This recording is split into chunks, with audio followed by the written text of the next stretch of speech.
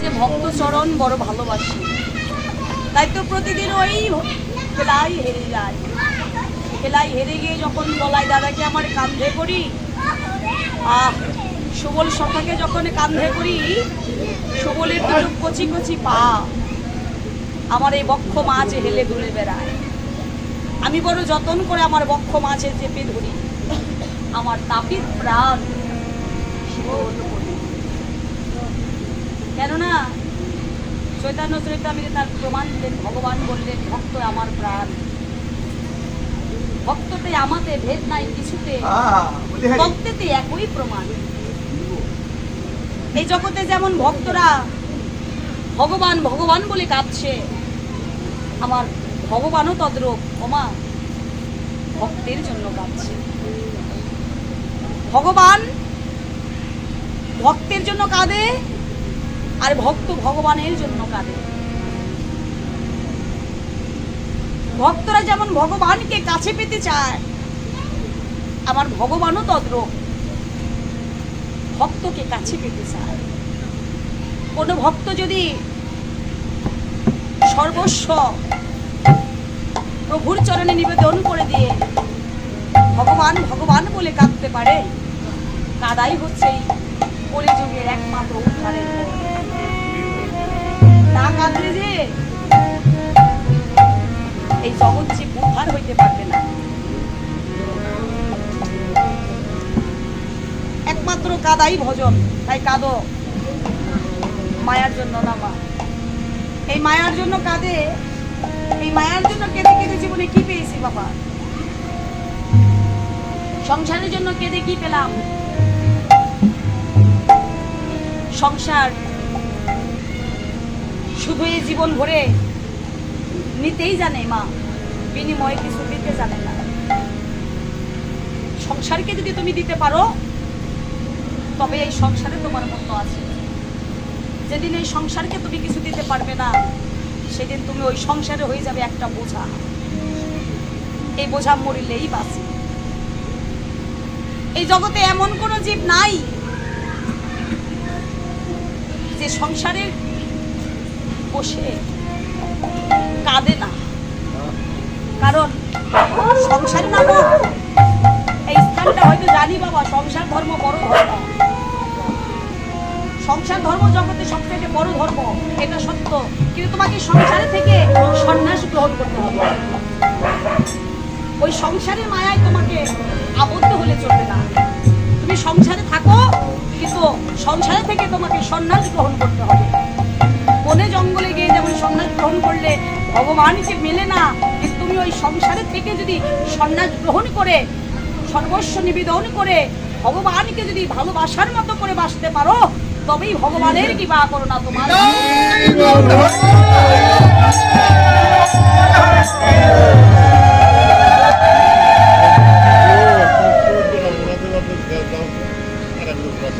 তাই তো সনাতন গোস্বামীকে ডেকে মহাপ্রভু বললেন, সনাতন সনাতন রে, এই জগতে কোনো ভক্ত যদি আমার নামে প্রেমে দু ফোঁটা নয়নের জল বিসর্জন করে, আমি ভক্তের জন্য এক ফোঁটা দু ফোঁটা নয়নের জল বিসর্জন করি না।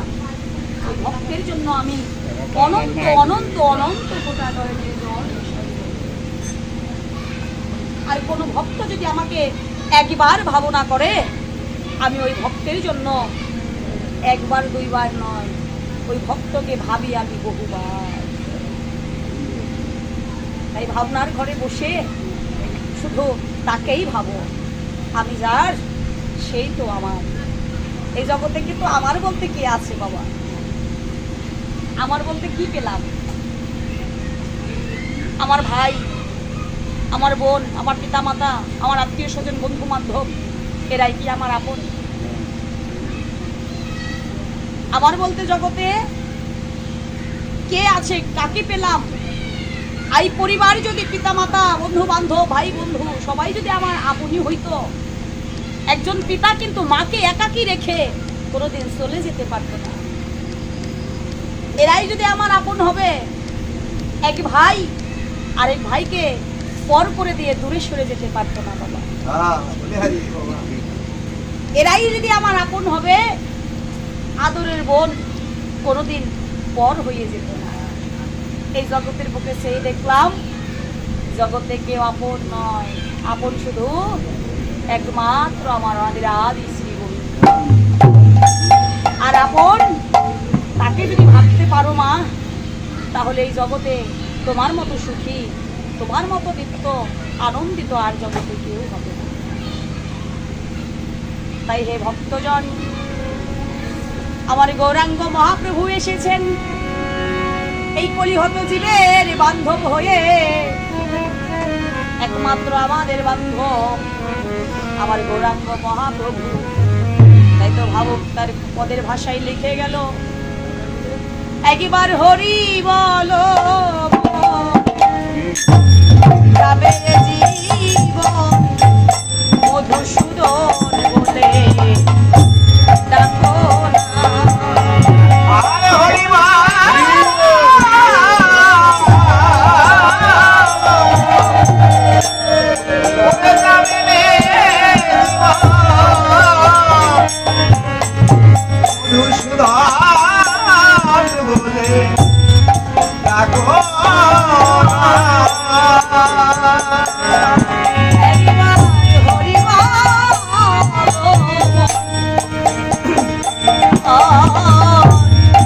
যাবে জীবন মধুসূদন বলে ডাকো না।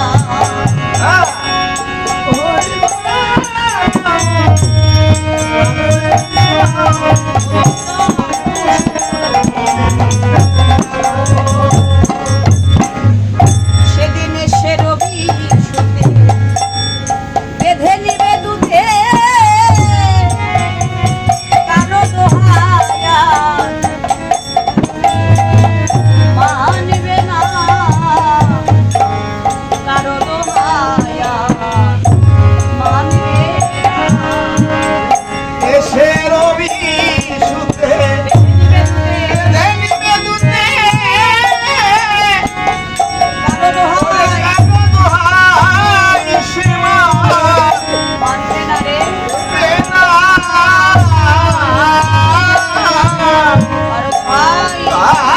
কারো দোহাই বদন ভরে হরি বল।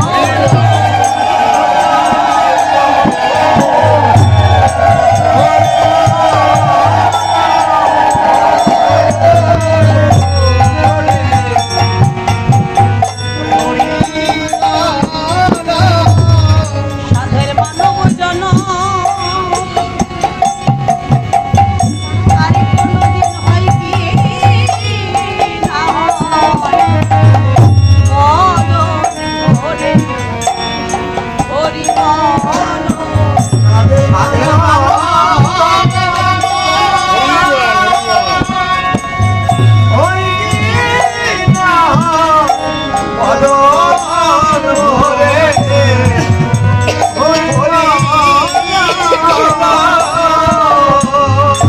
সাধের মানব কুলে জন্ম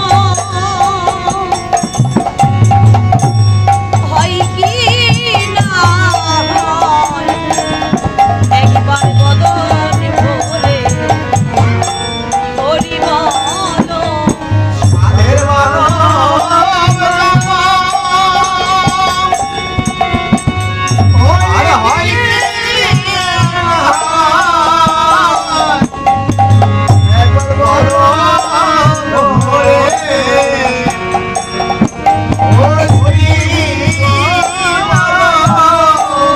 মানব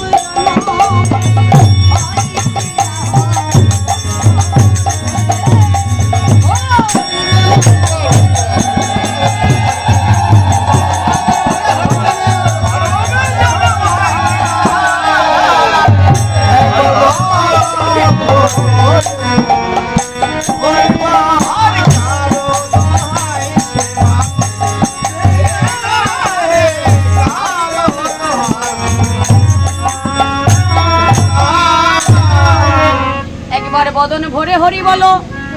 সাদের মানব কুলে জনম পেয়েছো ভালো, আর ভাগ্যে হয় কি না হয়। হরি বল মন যাবে এই জীবন, মধুসূদন বলে ডাকো না। সেদিন এসে রবি সুতে বেঁধে নিবে দুতে, বাবা কারো দোহাই আর মানবে না। রবি সুত অর্থাৎ রবিপুত্র। রবিপুত্র কয়জন মা? ও দিদি ভাই, রবিপুত্র কয়জন? সূর্যপুত্র দুইজন। একজন হলেন সবার বড় ঠাকুর। সবার বড় ঠাকুর কে? শনিদেব। আরেকজন যমলায় রাজা, যম রাজা। তার একটা কন্যাও আছে, সূর্যের কন্যা, কিন্তু কে? সে কে? যমুনা। বাহ, এই তো। এই যে যমালয় থেকে যখন যমরাজ আসবে, তখন যদি তাকে বলি তুমি বসো, আগে আমার কর্মটা করে নেই, তারপর তোমার সাথে যাবো, সে কি কার কথা শুনবে?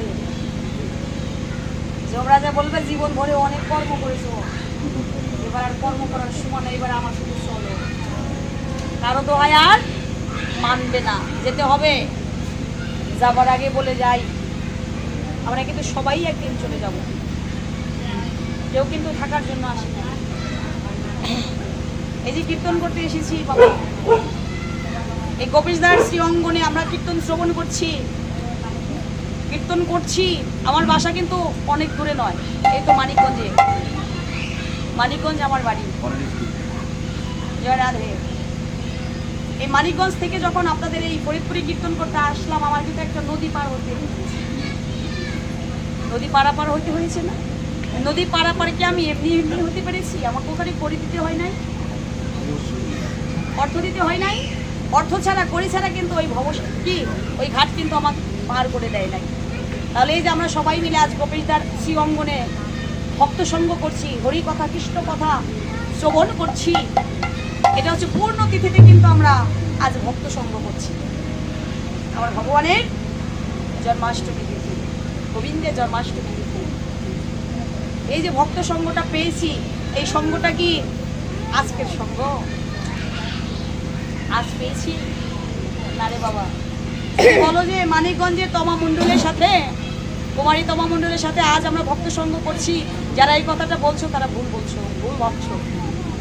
কারণ আমার সাথে, আপনাদের সাথে, ভক্তের সাথে আমাদের বহু জন্মে বহুবার ভক্ত সঙ্গ হয়ে গেছে।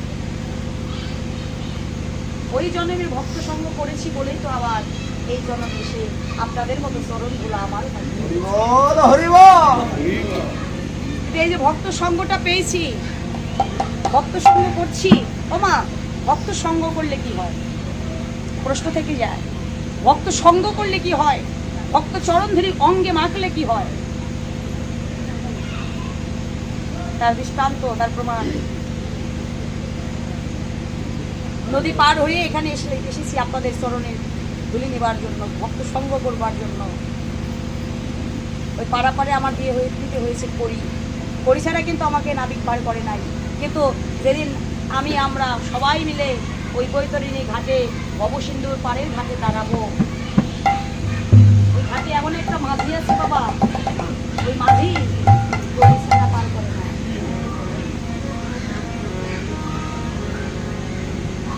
করি ছাড়া পার করে না। কোন করি? এই জাগতিক জগতের অর্থ করি, ব্যাংক ব্যালেন্স পরিপূর্ণ। এই অর্থ দিয়ে কি ভবসিন্ধুর ঘাট পার হওয়া যাবে?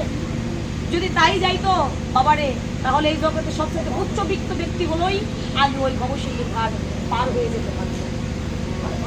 কিন্তু এই জাগতিক জগতের অর্থ দিয়ে আমার ওই ভগবানের ওই ঘাট পার হওয়া যাবে না, বৈতরণীর ঘাট পার হওয়া যাবে না। এই যে ভক্ত সঙ্গের গুণ। আমি যেদিন ওই ঘাটে গিয়ে দাঁড়াবো, মাঝি ভাইকে ডেকে বলছি, মাঝি ভাই আমাকে এই ঘাটটা পার করো, এই বৃন্দাবনের ঘাটে লাগিয়ে দাও।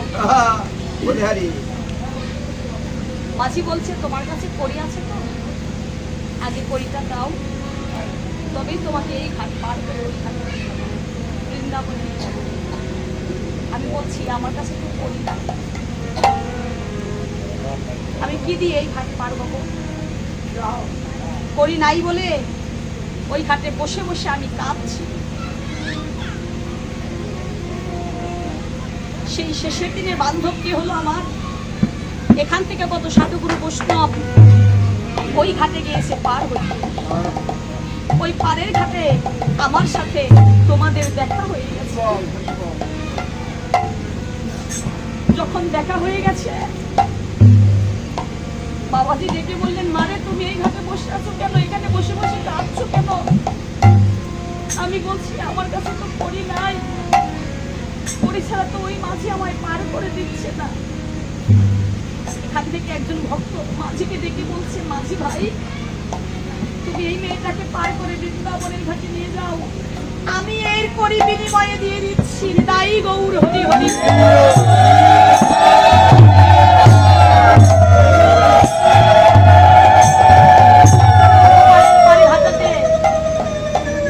কোথায় আছে?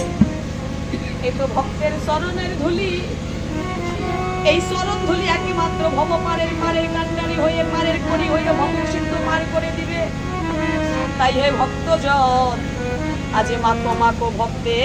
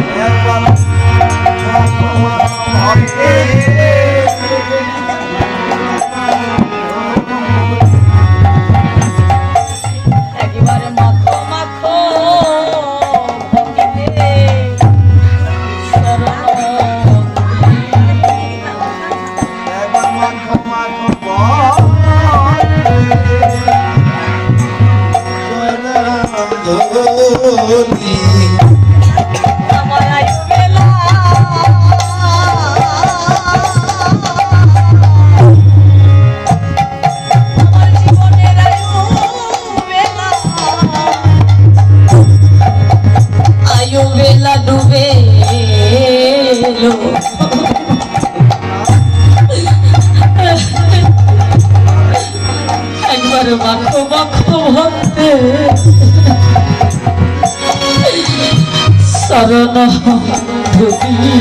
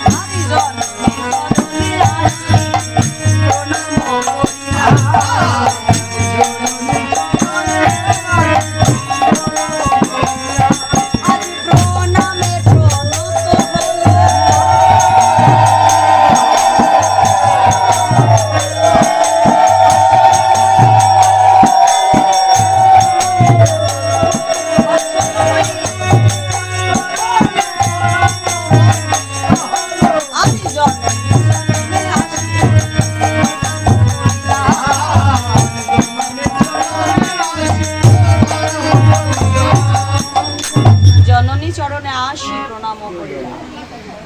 জয় রাধে। হরে কৃষ্ণ। বেলা নাই, বেলা নাই, চলো যাই ঘরে যাই, আর থাকার উপায় নাই। মহাপ্রভু বলছেন। মহাপ্রভু যদি এই কথাটা বলে তাহলে তো এই কথাটা আমারও তোমারও সবারই, আমাদেরও তো বেলা নাই। চলো যাই ঘরে যাই, আর থাকার উপায় নাই। কোন ঘরে যাওয়ার কথা বললেন?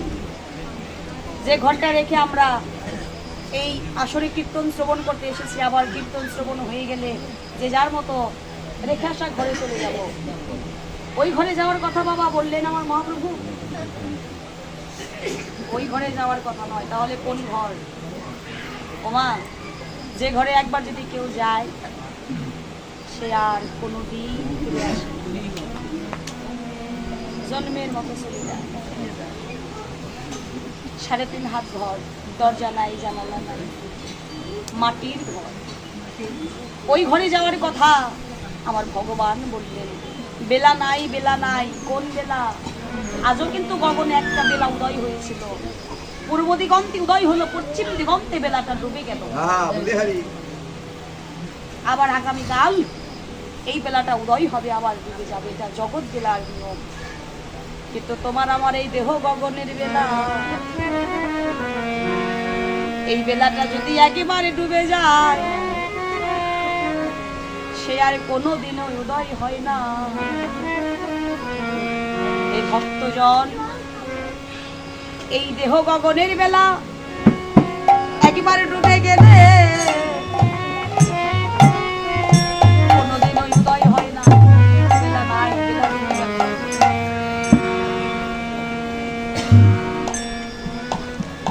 কতজনের বেলা ডুবে গেছে? আমার একদিন বেলাটা ডুবে যাবে। আমরা সবাই একদিন চলে যাব। যখন বেলাটা ডুবে যাবে আর তোমাকে ওই ঘরে রাখবে না, 4 জনে কাঁধে করে নিয়ে যাবে শ্মশান ঘাটে। বদনে হরি বল, হরি বল, হরি বল, হরি বল বলতে বলতে বান্ধব 4 জনই হয় রে মা। এত অগণিত মানুষ দেখছি, দেখবে শেষের বান্ধব 4 জন। ওই 4 জনে তোমায় কাঁধে নেবে। তাই কারো সাথে মান হিংসা নয়, অহংকার নয়। মান হিংসা অহংকার করে কি হবে? ওরা 4 জনেই বান্ধব হয়ে তোমাকে আমাকে অন্তিমকালে অন্তিমে বান্ধব হয়ে নিয়ে যাবে শ্মশান ঘাটে। তাই হে ভক্তজন, সচি মাতা একবার ঘরে গিয়ে দেখছে নিমাই এসেছে কিনা, আবার উঠানে এসে দেখছে নিমাই এসেছে কিনা। কোথাও দেখতে না পেয়ে উচ্চ স্বরে ডাকছে নিমাই, নিমাই, নিমাই বলে। নিমাই, নিমাই, আমার প্রাণের নিমাই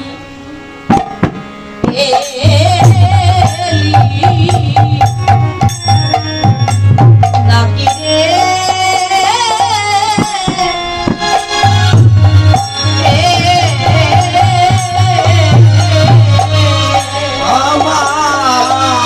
প্রাণের নিমাই।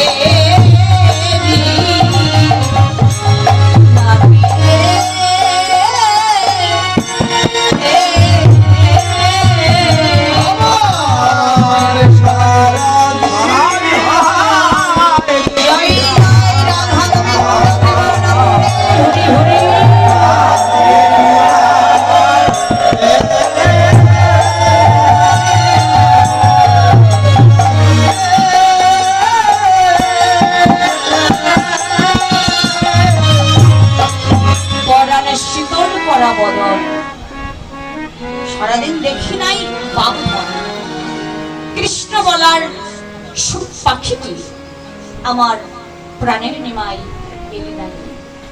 যে না মা ডাকছে, মায়ের ডাক শ্রবণ করে আমার গৌরাঙ্গ মহাপ্রভু প্রাণের নিমাই এসে মাতৃচরণে ভক্তি রাখলেন।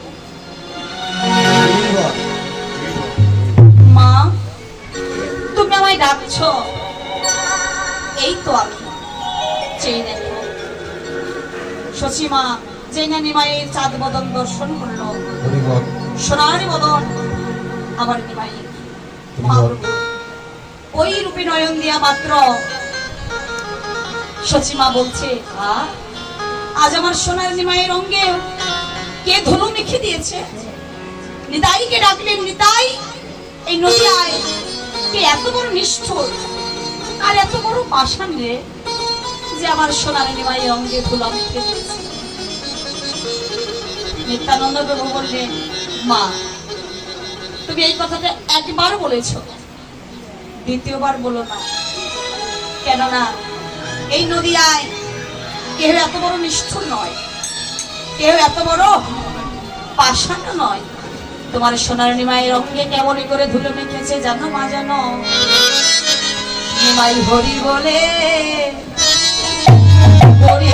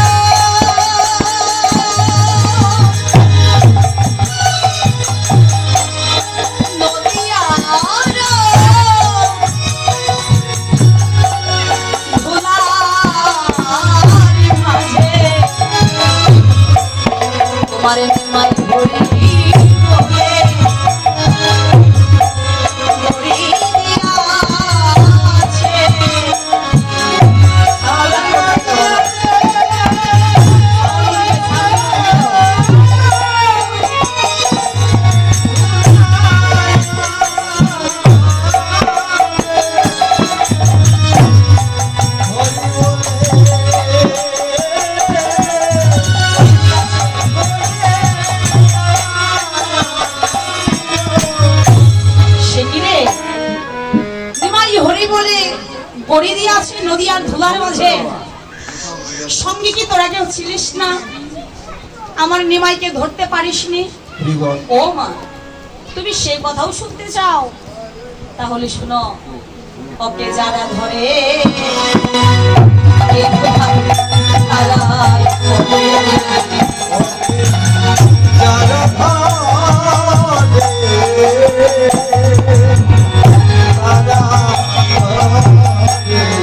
বদনে কৃষ্ণ কৃষ্ণ মাইকে যারা ধরে ওই গোলাপ তারা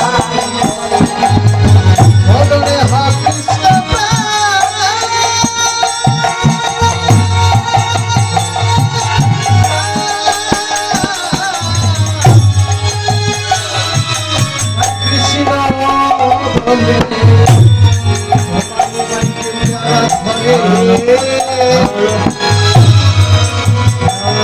তারাই বলে